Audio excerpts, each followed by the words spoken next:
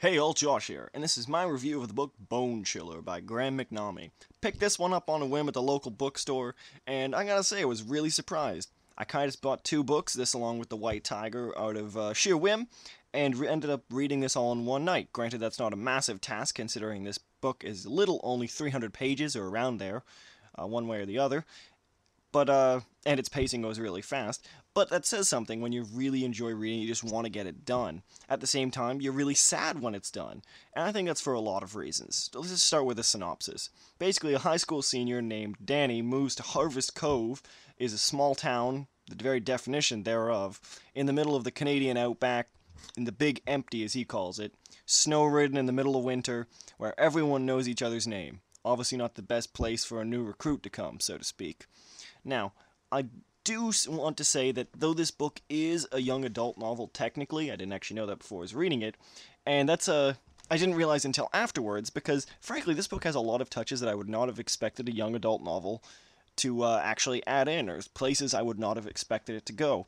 Particularly, there is some rather dark material that, well, for example, at the beginning of the first 10 pages, I'm not really spoiling anything, because again, the first 10 pages, one of the town's shop owners is revealed to be a pedophile.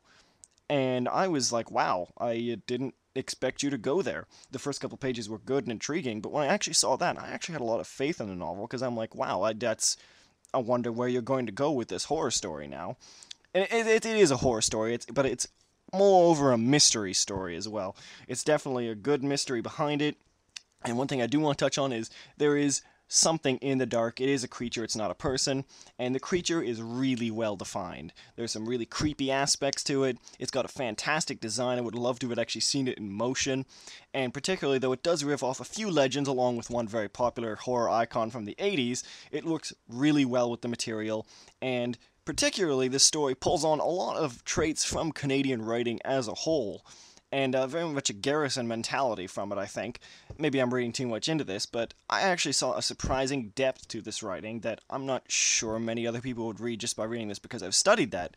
And I don't mean to toot my own horn or anything, I'm just saying that this book is very well written. It's not the regular tripe that they just throw out on the shelves to get someone to read. It's not sensational, though it does have sensational aspects.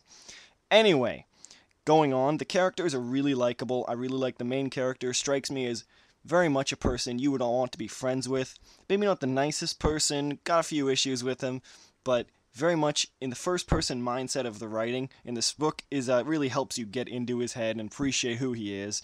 And though parts of the novel are very much from a teenage perspective, particularly the love interest is displayed from a very hilariously male perspective, like I said, the novel also has a surprisingly decent narrative. And I mean that in that Danny isn't always thinking about something like a teenager would. Although realistically, it's realistic. It's not that he's out of character and the author is just needing to advance the plot or anything like that. It's that he isn't a typical teenager, what he first appears, I guess is what I mean to say. The same goes with the rest of the characters. Though development is sometimes sacrificed for the incredibly fast pacing of this novel, I suppose I can forgive it because I did enjoy it so much. Overall, I really enjoyed the characters. Like I said, some of them aren't really well developed, but the main mystery and the main couple characters are really really nicely played, and those are the ones that count, right? In a novel like this, where it's lightning fast pacing, and for the audience it's meant for, I really do think this gets straight to the point, and I really appreciated that. Lastly, I did want to touch on the writing, and like I said, I guess I've already mentioned a few points before, but I think there is actually a surprising amount of depth to this writing, particularly thematically. It's got some nice ties to Canadian literature as a whole, and horror writing it does very nicely. There's some really grotesque moments, actually, and I wouldn't recommend this for younger audiences, but for those that actually wouldn't mind something like this, it goes along really nicely, and it really freaks you out, actually. I was reading this later at night, so perhaps that affected me. I don't mean scared, but I mean really, you get that feeling of uneasiness, which I think is the best horror can actually do, frankly. I'm not easily scared, as I imagine a lot of people on the internet and around my age are. We've just seen too much.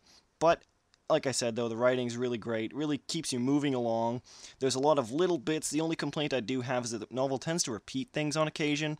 When it brings up something from earlier in the novel, or a certain key phrase that it's emphasized earlier on, and it's using in a different context, it tends to restate what that phrase is when maybe this is just, I'm sure this is just my age reading this, but I understood where that phrase was from. This isn't even a long book, so it's not like you're calling back something terribly obscure or anything like that.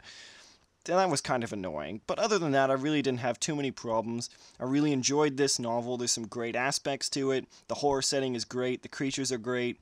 And it has a really good ending, may I add, too. That was not necessarily scary, but did amp up the action enough to a perhaps somewhat implausible level, but at the same time, it was very exciting, so I have nothing really to complain about.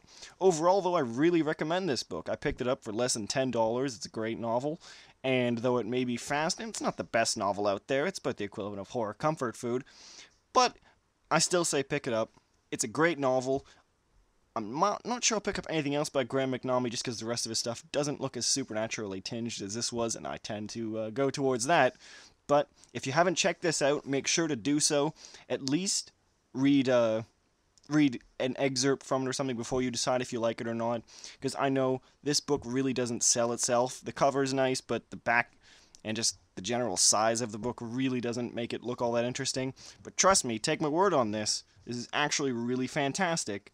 And if you like this kind of thing, if you like horror, you like thrillers, you like you like young adult novels, or you like things from the teenage perspective, or want something from a teenage perspective, much like Ginger Snaps, I guess, then pick this up. It's a great novel. I hope Graham Mcnamme makes more of this, or at least more stories.